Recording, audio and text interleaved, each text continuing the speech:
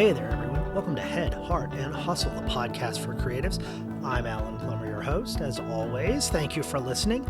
Anyone with a side hustle or creative outlet can feel isolated from their friends, their family, and others around them who just don't get their passion. That's why Head, Heart, and Hustle exists, to help you feel motivated, learn, and just get a nice pick-me-up of creative energy from other people like yourself.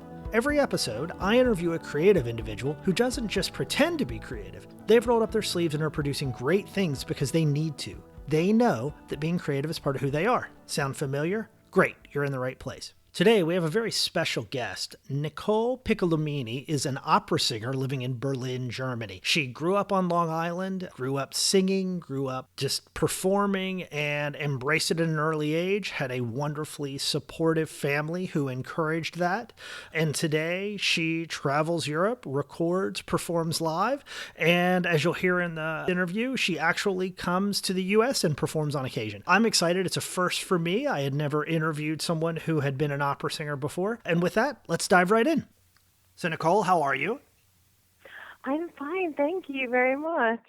It's already Friday afternoon here in Berlin. Yeah. And I was going to say, and this is special for me because it's a first for me in two ways. One, you are the first opera singer, first classically trained singer that I have interviewed. So thank you for doing that. And two, you are my first international interview.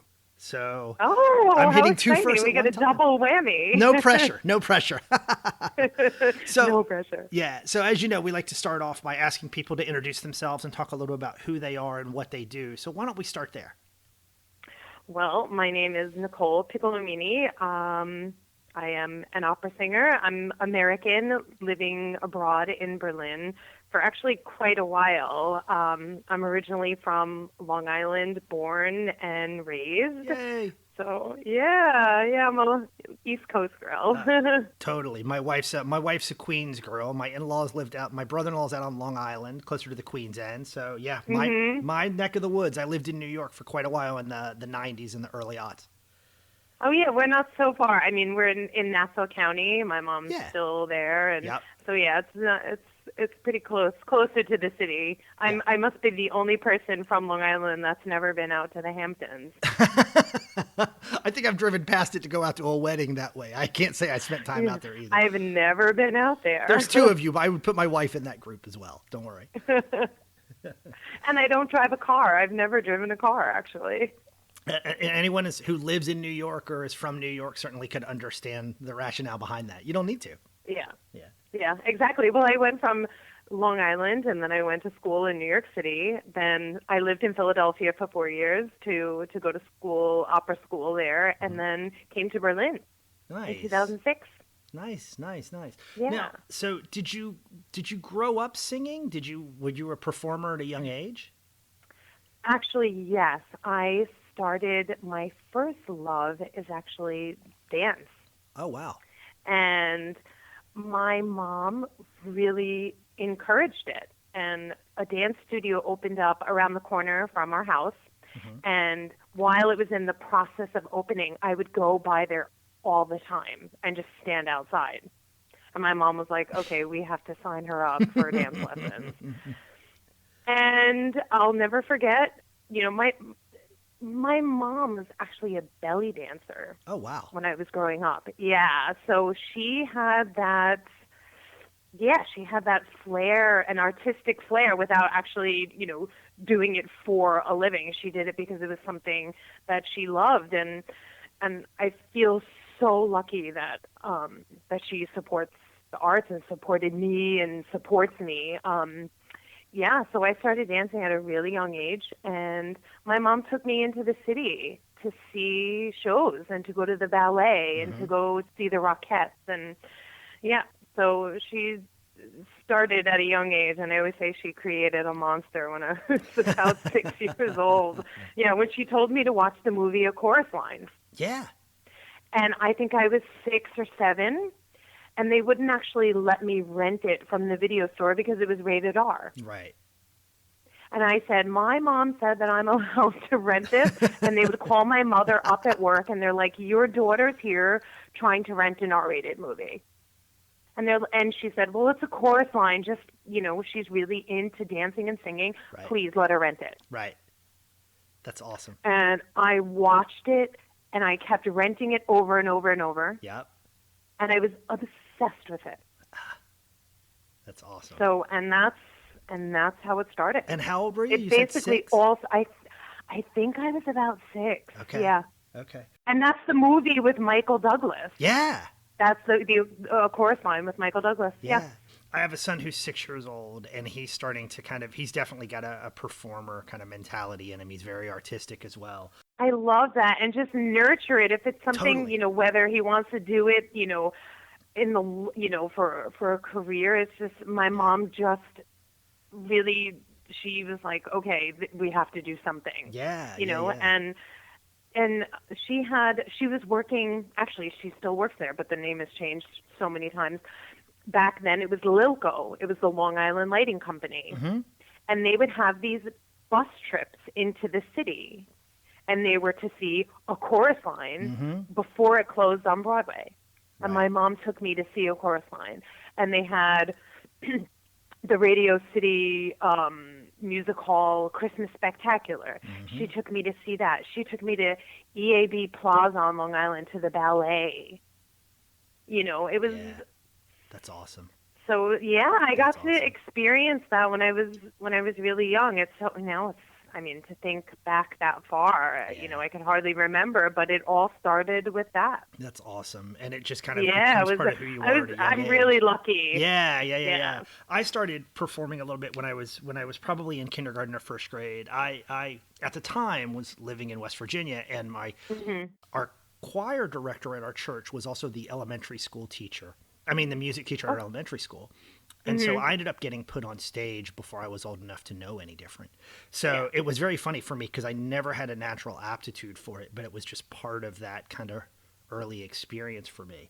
And we're kind of getting into the same thing with my son, is trying to kind of find those outlets for him. And he gravitates towards it so much and takes to that stuff and constantly like dancing around the house and making up his own songs and storytelling and world building. Yeah. It's awesome. It's so much fun. Yeah. Now, do you have siblings? Do you have any siblings who are creative as well? I have 2 older brothers, Okay. actually, and the 3 of us couldn't be more different. We're actually quite close, though. Yeah. I'm the youngest of 3, and then the middle brother actually played the guitar for many, many years, and my mother wanted him to be a rock star. Like, she had this vision of him with this long hair, and he had long hair, and would be upstairs in his room practicing the guitar hours and hours a day. And when I was in high school chorus, my teacher was he just had his passion was just everything music, and he would we would do songs by Queen, and he would ask my brother to come in and play the guitar for the concerts, and and my mother had this vision of him being a rock star. And the oldest brother doesn't really, never got into music. I think played the guitar at a very, very young age, but didn't continue with it. So but yeah, I'm the only one that really stuck with it. So Now I think it's probably safe to say at a young age, being exposed to music and liking to sing is one thing. But at least for me, when I was exposed to music at a young age and started to really get interested in it, I didn't necessarily gravitate towards classical music. How did you kind of evolve into that space? Because hearing your story, I would be inclined to think that you might have gotten the bug early on to think about Broadway and being a stage performer, especially with your dance background. Actually, that was my dream, to be on Broadway. And when I was in dance class, I was always singing. Okay. I was always singing to the music, whether I knew the words or not, I was singing. And, it was like, I want to be on Broadway. And I had my little dance bag and my shoes, and I took everything so seriously. And I just, and that my teacher told my mom, well, if she wants to be on Broadway, she has to learn to sing. Mm-hmm. And my mom's like, Nick, do you want to take singing lessons? Ask your teacher in school, my elementary school, if she teaches singing lessons. So I had singing lessons, but I didn't have a piano. Mm-hmm. And I remember my first couple of lessons, I had it was over the summer, I think, when I was going into sixth grade. So this was like, God, 1988 or something. I can't even remember. Right. I was having singing lessons in my bedroom with a keyboard. And then the people down the block had a piano, and they let me have singing lessons at their house. But I was singing Broadway stuff and, songs from, Till There Was You, I guess, from Oliver, all just basic, like, standard Broadway show tunes and Wind Beneath My Wings. Mm-hmm. So it was kind of going into a classical, because my teacher she was classically trained. Mm-hmm. So she didn't have a Broadway sound. She had more of a classical sound. Got it. And my mom's grandparents used to listen to opera. They listened to Mario Lanza and Caruso, and actually my mom would take out CDs from the library and put them under my pillow. And before I went to bed, I would, my hand would feel something under the pillow, and it was a CD of Kirita Kanawa, Renata Scotto, and Eva Martone. I think it was Eva Martone singing opera arias. And a cassette tape of Leontine Price singing Madame Butterfly. Oh, nice. So, my mom didn't really know opera, but Right. she just encouraged it because I would have Phantom of the Opera blasting in my room. Right. And, all of these sort of more classical musical theater. Mm-hmm. And so it just sort of evolved into that. That's awesome. It was like, and then hearing Leontine Price singing Madame Butterfly, Mm-hmm. I was like, oh my God, this is, it just sort of, it kind of morphed into that, I guess. I don't know how else to explain it. And the fact that my singing teacher, when I was growing up, was classically trained, Mm-hmm. that it sort of led, she was not choosing musical theater for me. She was picking art songs, like Italian art songs for me to sing. So it was more of classical training than Broadway training. Right, right. Yeah. That's awesome. So as you've evolved, and I think it's absolutely the applicable word for it, because you talked about being exposed to all this in a childhood, and kudos to your mom for encouraging all that and supporting all that and letting that blossom, to training right here in Philadelphia and going to school here and then heading off to Berlin. What do you think has been one of your greatest lessons about creativity that you've kind of picked up along the way? The greatest lesson about creativity, to keep an open mind. Okay. To always be learning. Mm-hmm. To constantly be working on what you love. And I still feel like I'm evolving as a singer, as an artist, as a human being. Mm-hmm. Going and, being open to learning, and that means going to performances. Right. I'm always going to performances still, whether it's opera, theater, Mm-hmm. orchestra concerts, Mm-hmm. recitals. Mm-hmm. I still love going and supporting my friends in what they do. Mm-hmm. And supporting their successes and being there for them when they're not doing so well. And, for me, that's part of the creative process, because in this business, it's always going to be up and down. Right. It's just the way it is. It's the nature of being a performing artist or an artist in any capacity. Mm-hmm. But I think the biggest thing is really to keep an open mind and to always be learning and always look. I've had so many mentors throughout the years, and just always keep an open mind. Really, it sounds so simple, and but that's what I feel. To always be learning and to work on your craft. That's the most important thing. Yeah, and I think it's interesting because I think about it as kind of being challenged. I totally get that. It keeps you from getting stale, right? So for me, I know that I am motivated by, to similar to you, being challenged and growth and kind of evolving. And if I'm doing the same thing over and over and over again, whether it's creatively or professionally, it gets really stale really quick. And you start to phone it in, for lack of a better term. You know, yes, that I don't think that I've ever had an issue with not being motivated. Okay. Because I love what I do and I believe in it so much, because it's been my whole life. Right. That I'm kind of actually a routine person, you know, but I try to keep it, you know, where I'm constantly working on new music and you know, working on, you know, now as I've had so much experience, that things become more clear, that you can, the more you let go as a human being, that the more artistic ability you have. I mean, I don't know if that makes sense, but it totally does. I guess the more you live life and you experience life. That, you know, when I was studying at Juilliard, or even in high school, and my singing teacher said, you know, let go. I had no idea what letting go was. Right. Do you know what I mean? Yeah. Letting go of the expectation of trying to be perfect. What is perfect? When people say practice makes perfect, I don't believe that at all. I say practice makes progress. I love that.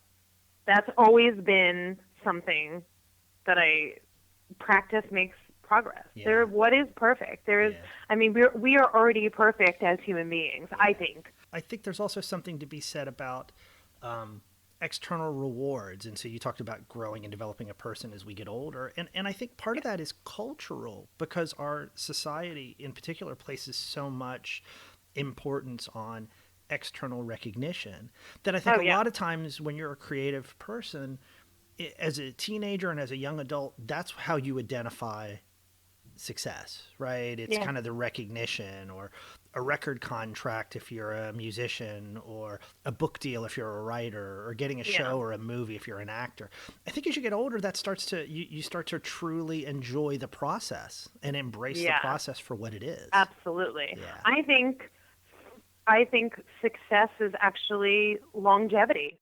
And you know, okay, I've sung in some fantastic houses. It's mostly in Europe. I haven't sung so much in the States, but I've had, you know, quote unquote, good success, you know, so far. Right. But, you know, hopefully when I look back in 40 years and I'm still singing, who knows? I mean, you know, there are people that are still, I was just speaking with a friend and someone said, well, he's almost 80 and he's still singing on stage. That's awesome. He made his debut in 1966 and he's still singing. That's awesome. On stage. And I'm like, for me, that is success. Yeah. And how you deal with the bumps in the roads, not just getting a big record deal and then 5 years later, okay, for some people, that's success. Everyone has their own form of success and they measure their success differently. Personally, for me, it's longevity. I love it. I love it. You're the first person to give me that answer. That's one of my favorite questions, is asking people how they define creative success. And you're the first person to longevity. Give me that answer. I love it. I love it. Well, and it ties back to what you and I talked about kind of before we really started, right? So the evolution of a person, and you mentioned kind of becoming vegan and kind of how all this stuff ties together. It does for me as well. As I start to dabble in stuff and experiment, I find that, you know, there's kind of an evolution of my creativity, but then it also kind of ties or seeps into other areas of your life. Right? Because if you take care of yourself, if you exercise and eat healthy, especially as a physical performer, all that stuff impacts your performance. I would argue that you have no idea. Yeah, totally. And I would argue that as like a mental creative, all that stuff impacts my ability, not just to stay motivated, but I think more clearly, I stay sharper, I have more energy, I can get up and do stuff like this first thing in the morning. Like it all is full circle. Absolutely. I could not agree more. And I was never, you know, talking about the whole vegan thing. I was only eating chicken and fish. And then I I wasn't feeling like I was getting the most out of the day. Got I it. was feeling very lethargic, Right. even, and I was very busy, but I was suffering from reflux. I was Mm-hmm. suffering from allergies, Mm-hmm. from bad skin, moody. I wasn't sleeping, and I was like, okay, something has to change. Right. So the first thing I did was cut out dairy. And you do it slowly. Right. Like I've been on the vegan process since 2012. Okay. And so then I cut out dairy. And first it started with, instead of having skim milk and coffee, it was like, okay, I'll have soy milk. Or, this was before almond milk really Right. became a fad. Sure. And I wasn't a big coffee drinker, but everything is basically made with butter, milk, eggs. So I was like, okay, so I won't have a croissant today. I'm Right. going to have something else. I'll have fruit. So you have to slowly do these things. Mm-hmm. And then it was unnecessary processed sugars.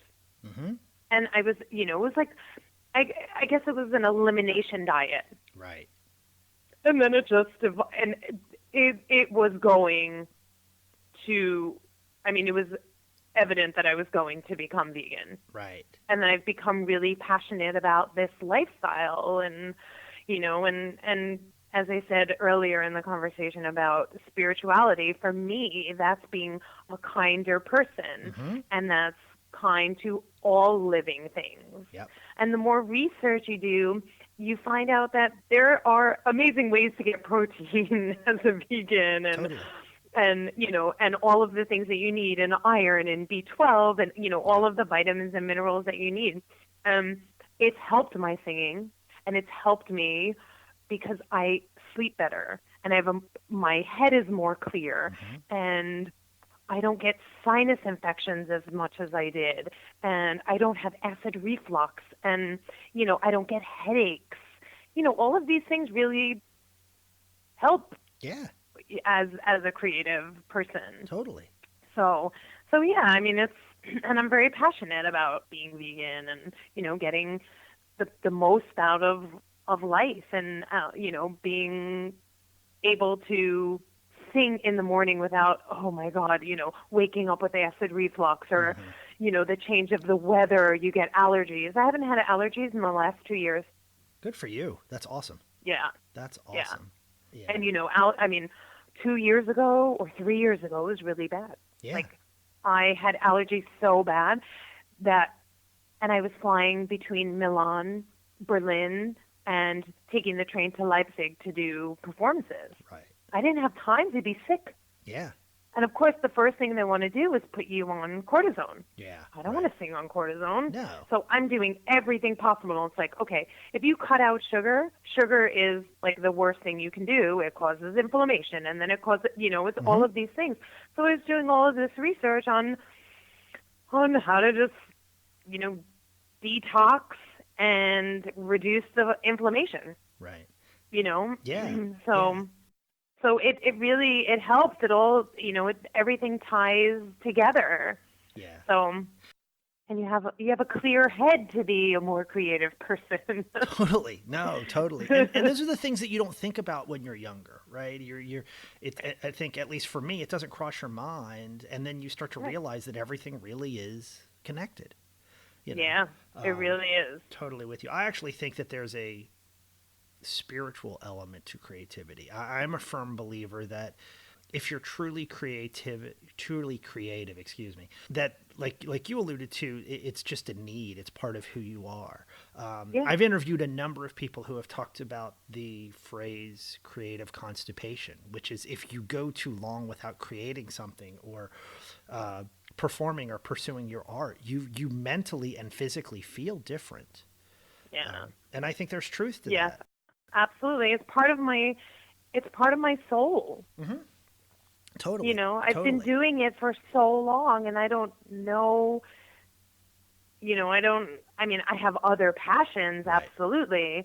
But yeah, I feel like, and I've always said, well, God, there's a reason I was put on this earth, and I was definitely put on this earth to do this for a living. Yeah.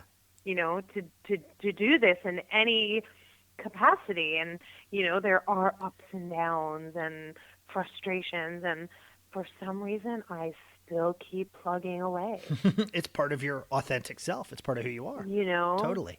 And I, yeah, I mean, and giving up just isn't an option. And throwing in the towel isn't an option when you get frustrated, when you just have a complete meltdown and you think, no, there is a reason I keep doing this.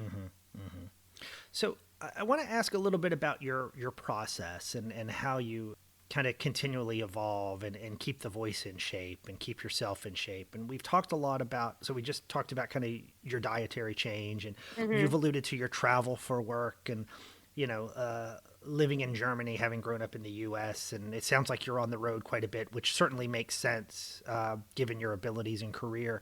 How do you kind of fit all that in professionally and then find time to kind of have a social life and go see your friends and do things they do, and then also, be able to do some of the things that you want to do? Because it is a juggling act. I mean, there is a high degree of commitment to that kind of lifestyle, and it can be all encompassing at times. Yes. Well, I keep my circle of friends pretty small. Okay. I don't, I'm not big into social media. And so I wouldn't say that I have distractions. Okay. Really. And to go to performances and to support friends, and this is part of what I do. So it's not like, oh, I don't have time to do it. No, it's just like, it's like eating. It's something that you have to do in order to survive. Right. And it's part of what I do. And just like sleeping, getting enough rest is part of what you do. You have to be rested in order to do well. Right. And it's just like when you're studying a new role and learning new music, you just make time for it. And the thing is, I don't have a family. I don't have children. So I do have time. Do you know what I mean? Like, yes. You wake up a little bit earlier, you go to sleep a little bit earlier, and you just make, for me, it's not so, I don't know. I always find time, when people say there's just not enough hours in the day, I don't have kids. I don't have a pet. I live alone. So yeah, I don't really struggle with juggling things so much. I think it says a lot. So like your comment about people saying they don't have enough time, part of it is you have to prioritize for that. Absolutely. Yeah. Absolutely. And like, I'm not sitting on Facebook, all day. Yeah. Yeah. I deleted Facebook 4 years ago because I found that it was becoming too time consuming. And I did the same thing 2 years ago and gained 45 minutes back a day. It was mind blowing. Oh yeah, I'm sure I gained even more because I was on it all the time. And I thought, you know what? No, it was part of, it was actually like part of a whole mental and physical detox. And I said, it's just time to go. Yeah. Yeah. Yeah. And I think that's one of the downsides of technology. I love technology in a lot of ways. I've always embraced technology. One of the things I love about technology is that, so we talked about, I alluded to earlier on, when you're younger as a creative individual, you kind of seek that external validation. Now with the internet and kind of where we're going in the 21st century, that mass media is in many ways kind of slowly dying off, right? Bands have always recorded their own albums and sold them at concerts to get noticed. But now if you're an author, you can self-publish and make your book available through Amazon, right? For a Kindle or whatever. Crazy. Yeah. If you want to be on television, you can get your smartphone and get a YouTube channel up and running. You know what I mean? There's even this podcast, there's all these opportunities, which is wonderful for creatives because it levels the playing field and you don't need anyone's permission. But then I also think the flip side of that is we, as a culture, we've swung the pendulum so far in the other direction that we're over consuming. And I don't mean in the sense of monetary, but I mean like media and information. There's no way to turn all that off.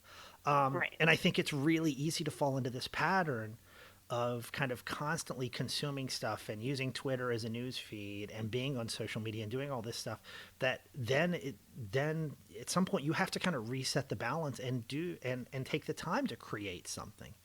Yeah, I mean, and people want instant success Yes. too. Do you know what I mean? And this goes Yes. back to what we were talking about earlier, longevity. For me personally, success is longevity and how you get back up from falling and you still go and you're constantly growing. That, I don't, there are some people that have their 5 minutes in the spotlight and that's Right. good for them. And Yeah. then they go on and do something else. And, you know, yeah. And if now, yeah, you can become quote unquote famous if you're using your social media in that way.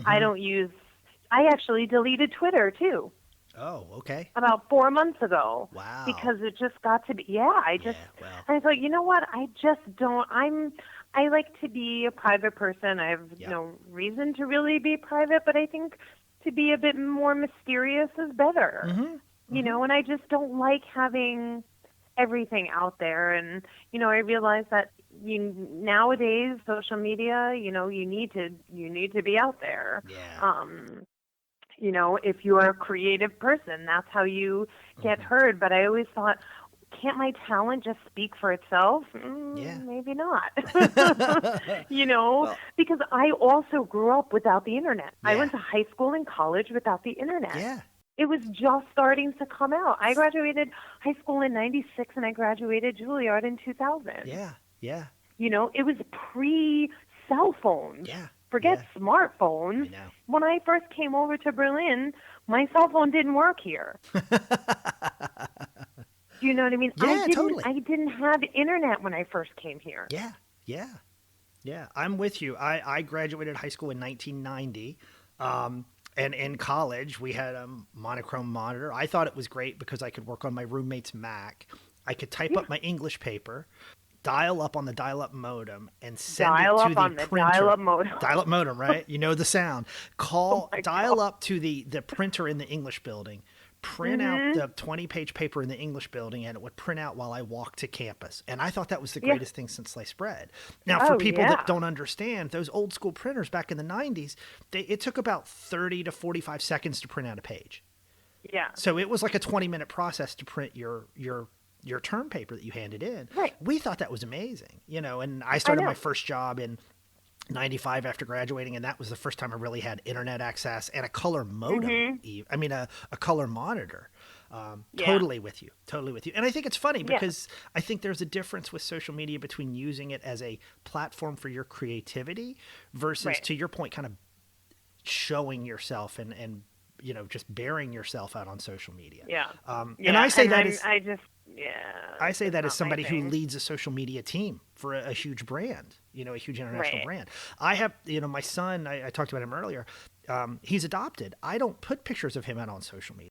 Yeah. One of the things I know for a fact is like 97, last statistic I heard was that 97% of children under the age of 3 have what's called a digital footprint, which means that pictures and information about them is available through social media and on the internet. Now, think about what that does to these kids' sense of privacy as they grow up.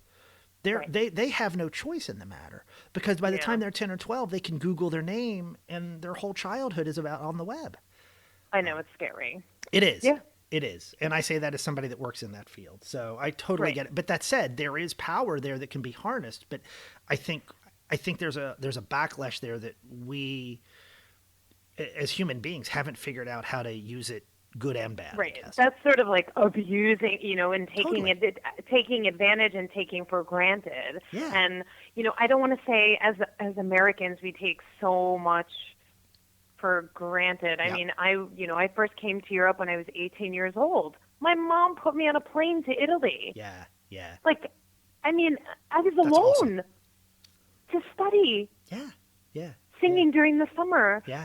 My singing teacher from Juilliard had a program. My mom had, and this was way before, you had to go through a travel agent, and they mailed you a boarding card, a ticket. Right. And like I had no idea, and here I was going to Italy at 18 by myself. That's awesome. I mean, I was, and this was, you had to have a calling card. Yeah, totally. Calling card.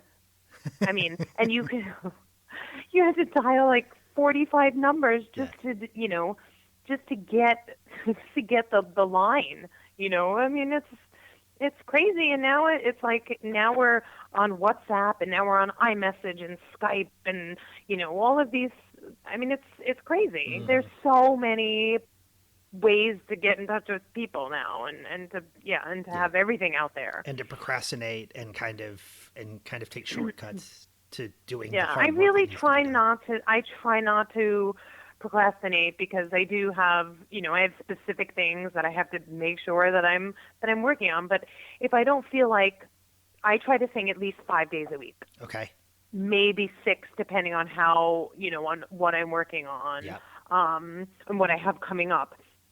But I also, it's good to rest. And if I wake up feeling, I'm not in the mood today, but I will study. Even if I take my music, and sit in a cafe somewhere, I'm still, studying. And I mean, I learn music very quickly, so that's not something that I have an issue with. Mm-hmm.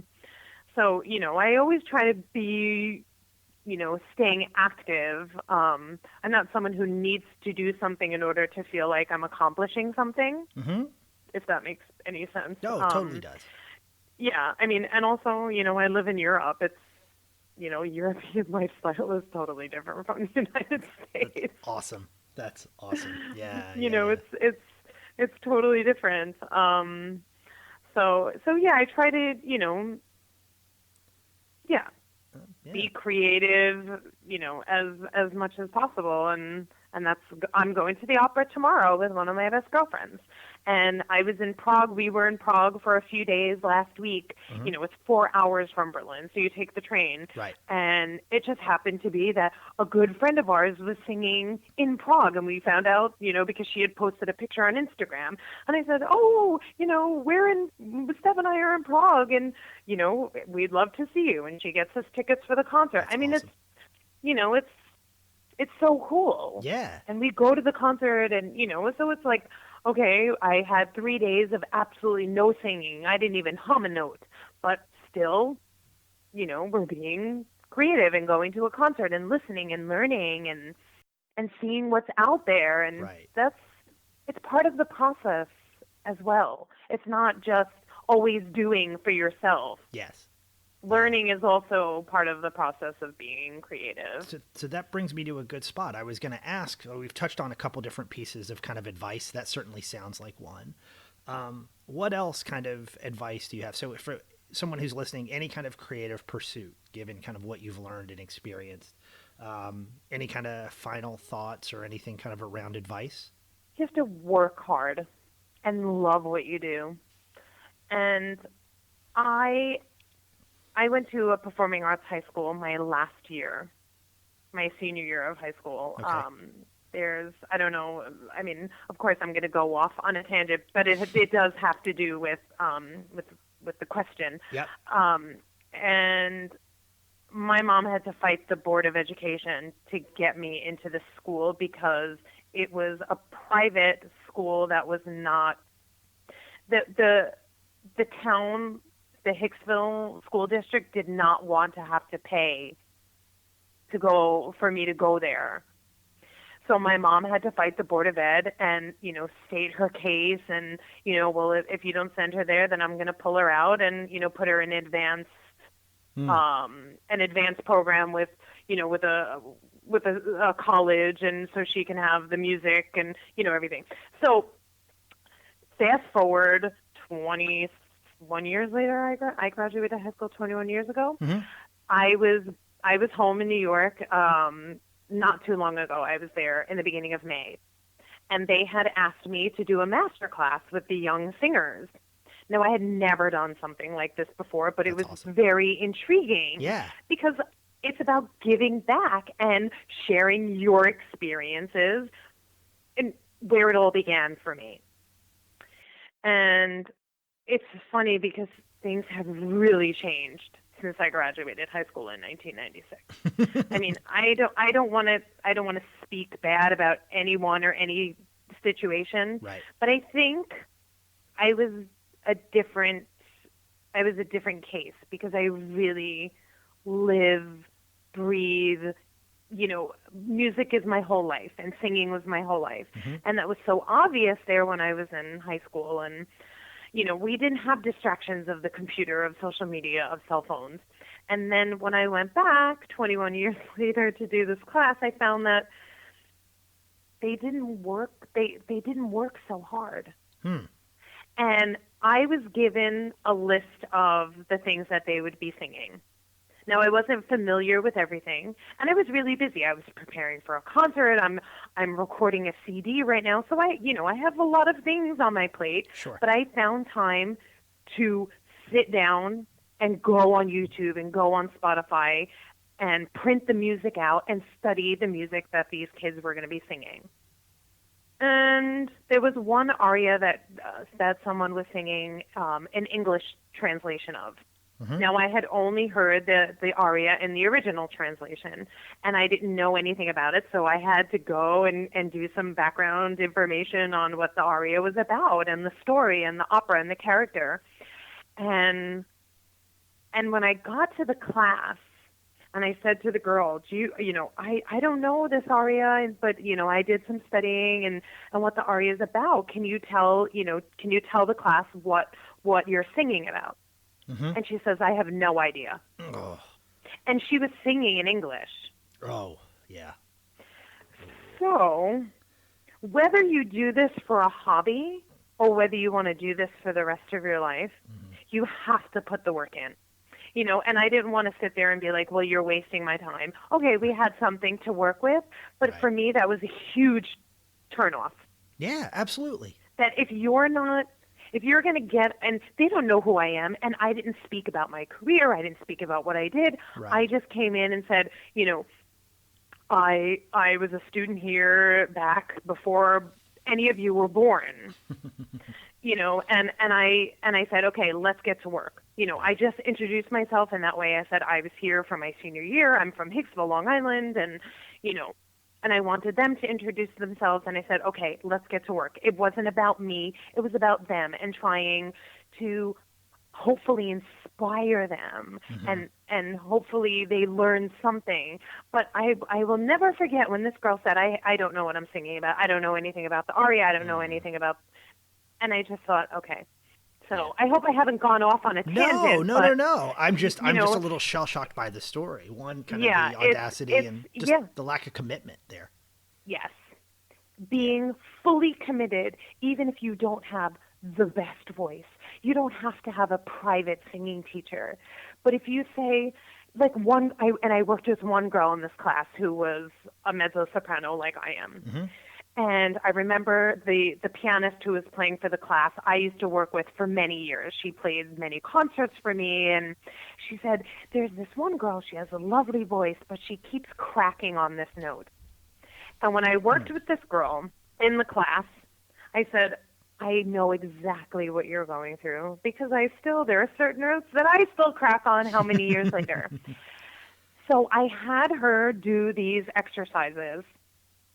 She went way beyond this note that she kept cracking. That's awesome. And then I said, okay, sing that note right now. And she just went for it and sang it with no fear. She didn't crack it.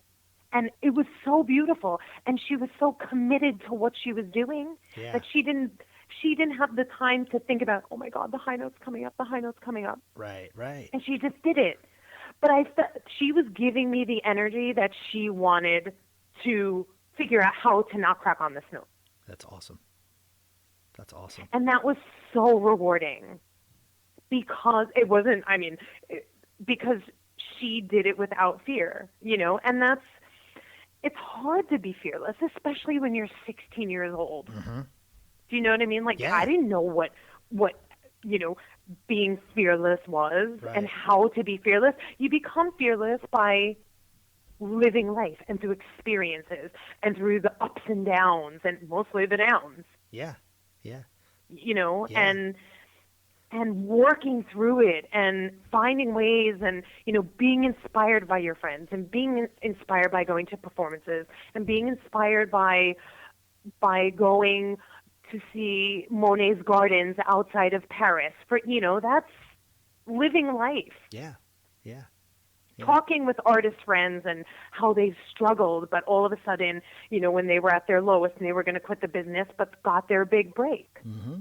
That's how you become fearless. Yeah. And this girl at 16 years old showing me that, okay, there's some sort of block that she's cracking on this note, and it was like, and then, doing these exercises with her, and I was like, okay, well, she's going way beyond this note. Yeah. Okay, now sing the note. Now sing the phrase. Right. Well, I think that's a perfect place for us to stop. I think that's a perfect note to end on. I love it. Go on and on and on. Sorry. No, it's great. No. I'm love to go on. I'm respectful of time. I think that's wonderful. Yeah, of course. I think this is great. Thank you. So the last thing I always get folks to do, I know we've elaborated on not having a huge presence on social media, but I do like to give folks at the end an opportunity to share how people can learn more about what they do and where they are.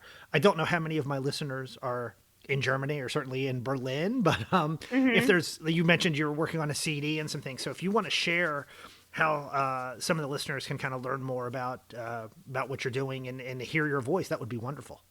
I have a website, NicolePiccolomini.com. I try to keep it as up to date as possible because it's important to do that. But next week I go to Oper Leipzig, which is about an hour and 10 minutes away from Berlin, the city Wagner was born in, my favorite composer, and I'm going there to sing Erda in Siegfried, which is the third opera of Der Ring des Nibelungen, the Ring cycle of Wagner. It's 4 operas. Yeah. And I'm working on a CD of German art songs with a fantastic, incredible pianist, Christoph Staude, and it's on a private label, Edition Roy, Berlin, so it actually won't be for sale. Okay.